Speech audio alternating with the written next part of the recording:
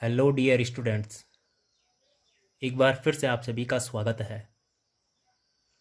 पिछले वीडियो में आप अर्थशास्त्र के बारे में, अर्थशास्त्र की शाखाओं के बारे में और विभिन्न आर्थिक क्रियाओं के बारे में जान चुके हैं।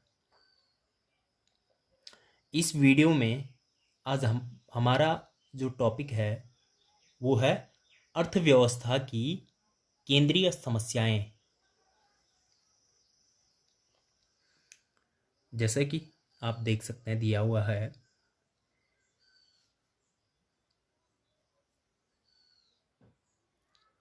अर्थव्यवस्था की केंद्रीय समस्याओं की विवेचना कीजिए। ठीक है। अर्थशास्त्र अनेक आर्थिक क्रियाओं का योग है। ठीक है। बात करते हैं अर्थशास्त्र की। अर्थशास्त्र क्या है? विभिन्न आर्थिक क्रियाओं का, विभिन्न इकोनॉमिक एक्टिविटीज का क्या है? योग है। आर्थिक क्रियाओं से आशय, आर्थिक क्रियाओं से आशय धन कमाने व धन व्यय करने से है। ठीक है। भाई कोई पूछेगा कि आर्थिक क्रियाएं क्या होती हैं? भाई वे क्रियाएं जो धन कमाने और धन व्यय करने के लिए की जाती हैं वो क्या होती हैं?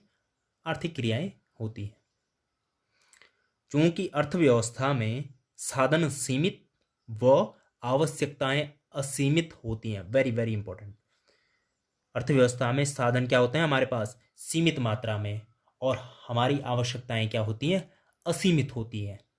ठीक है। अतः इन साधनों का क्या हो सकता है? वैकल्पिक उपयोग हो सकता है। ठीक है। अतः मनुष्य के सामने यह समस्या उत्पन्न होती है कि वह किन आवश्यकताओं को पहले संतुष्ट करे। ठीक है। भाई हमारे पास साधन सीमित मात्रा में है और हमारी आवश्यकताएं असीमित हैं। ठीक है। तो प्रश्न ये उठता है कि हम अपने सीमित साधनों के द्वारा इन आवश्यकताओं की पूर्ति कैसे करें। ठीक है।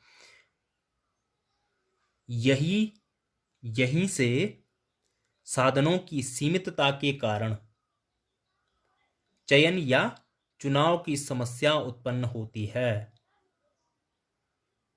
ठीक है। 1 नंबर का क्वेश्चन बोर्ड में पूछा जाता है 2018 में, 2018 के पेपर में शायद ये क्वेश्चन आया था बोर्ड में कि चुनाव या चयन की समस्या क्या है। ठीक है। तो जैसे दिया हुआ है,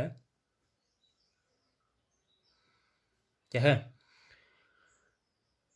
साधनों की सीमितता के कारण, भाई साधन सीमित और आवश्यकताएं असीमित, इसके कारण जो समस्या जन्म ले रही है वही क्या होती है? चुनाव की समस्या होती है। ठीक है।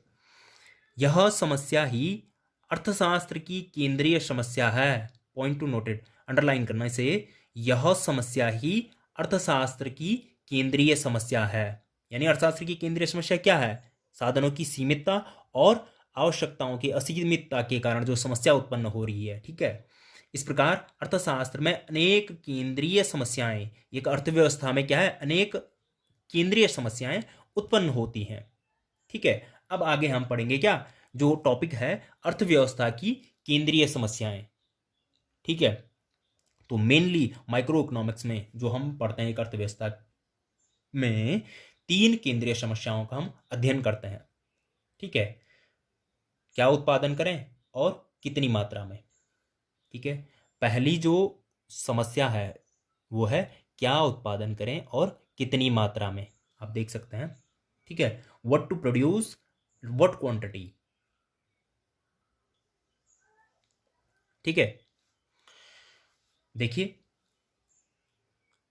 अर्थव्यवस्था की पहली केंद्रीय समस्या का संबंध चयन की समस्या से है, और चयन की समस्या क्या होती है आप ऊपर पढ़ चुके हैं।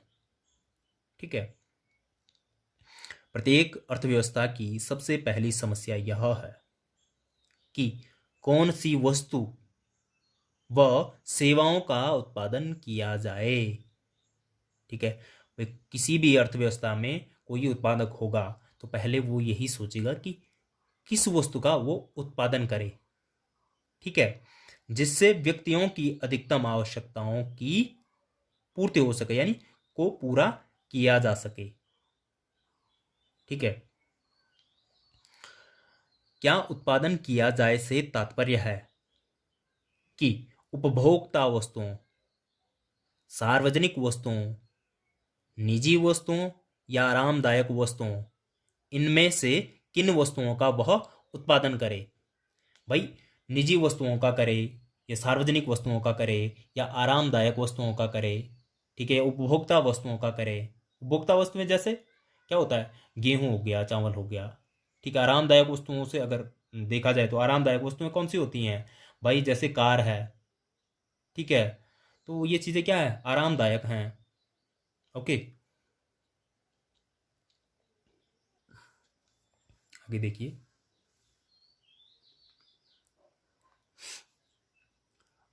उस वस्तु का उत्पादन वह कितनी मात्रा में करे, यह उपलब्ध संसाधनों पर निर्भर करता है। ठीक है, कि कितनी मात्रा में वह उसके पास क्या है, रिसोर्सेज हैं, तो उस हिसाब से क्या उतनी क्वांटिटी में वो क्या कर सकता है, प्रोडक्शन कर सकता है। कौन सी वस्तु व सेवा का उत्पादन करना है। पूंजीवादी अर्थव्यवस्था में इसका निर्णय मांग व पूर्ति की सापेक्षिक शक्तियों द्वारा होता है। ठीक है भाई, पूंजीवादी अर्थव्यवस्था, पूंजीवादी अर्थव्यवस्था में कीमत तंत्र क्या होता है, के द्वारा जो नियंत्रण होता है कीमत तंत्र के द्वारा होता है। और कीमत तंत्र में जो शक्तियां कार्यशील होती हैं वो होती हैं मांग और पूर्ति की सापेक्षिक शक्तियां। सापेक्षिक शब्द का अर्थ होता है तुलनात्मक रूप में। ठीक है, जिस हिसाब से किसी भी इकोनॉमी में क्या होगी, डिमांड होगी, ठीक है, उसी के तहत सप्लाई भी होगी। तो ये दोनों शक्तियां क्या होती हैं, कार्यशील होती हैं। ठीक है, तो ये था आपका जो पहली केंद्रीय समस्या है अर्थव्यवस्था की। ठीक है, इसके बाद देखिए दूसरा पॉइंट है, जो दूसरी केंद्रीय समस्या है वो है वस्तुओं का उत्पादन कैसे किया जाए। ठीक है, हाउ टू प्रोड्यूस, वस्तुओं का उत्पादन कैसे किया जाए। अर्थव्यवस्था के सामने दूसरी समस्या यह है कि चयनित वस्तुओं का उत्पादन कैसे किया जाए। अब उन्होंने क्या कर दिया, अर्थव्यवस्था में उत्पादक ने क्या कर दिया, चयन कर दिया, ठीक है, कि उसे कौन सी वस्तु का प्रोडक्शन करना है। ठीक है, दूसरी समस्या है कि कैसे किया जाए। ठीक है, इसके अंतर्गत दो तकनीक, यहां पर दो तकनीकों को पढ़ा जाता है। नंबर एक श्रम प्रधान तकनीकी और दूसरा होता है पूंजी प्रधान तकनीकी। अब हमें यह जानना है कि श्रम प्रधान तकनीकी क्या होती है और पूंजी प्रधान तकनीकी क्या होती है। पहला है श्रम प्रधान तकनीकी।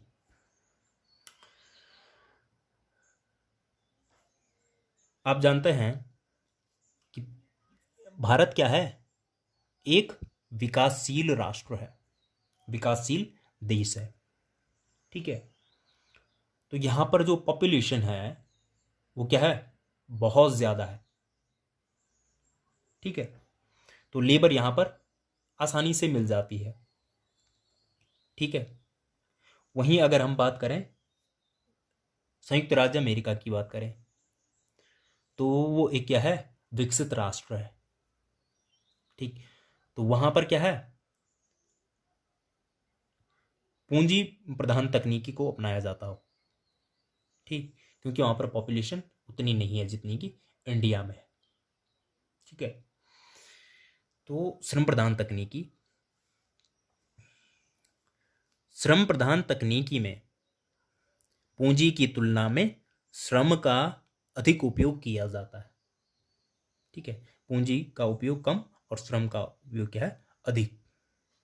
ठीक है, इस तकनीकी से रोजगार में वृद्धि व बेरोजगारी में कमी आती है। भाई कैसे, श्रम प्रधान तकनीकी से रोजगार में वृद्धि कैसे होती है, बेरोजगारी में कमी कैसे आती है। आप जानते हो कि अगर पॉपुलेशन ज़्यादा है तो क्या है, मजदूर आसानी से मिल जाते हैं। श्रमिक क्या है हमें आसानी से मिल जाते हैं। ठीक है, तो श्रमिकों को क्या है रोजगार मिल जाता है। ठीक है, वहीं दूसरी ओर क्या है बेरोजगारी की दर में कमी होती है। ठीक है, तो इस प्रकार से क्या है रोजगार में वृद्धि और बेरोजगारी की दर में क्या है कमी आती है। ठीक है, दूसरा है पूंजी प्रधान तकनीकी। पूंजी प्रधान तकनीकी में श्रम की तुलना में पूंजी का उपयोग अधिक होता है। क्या? श्रम की तुलना में पूंजी का उपयोग अधिक होता है। इस तकनीकी से उत्पादकता में वृद्धि होती है, प्रोडक्टिविटी में क्या होती है वृद्धि होती है।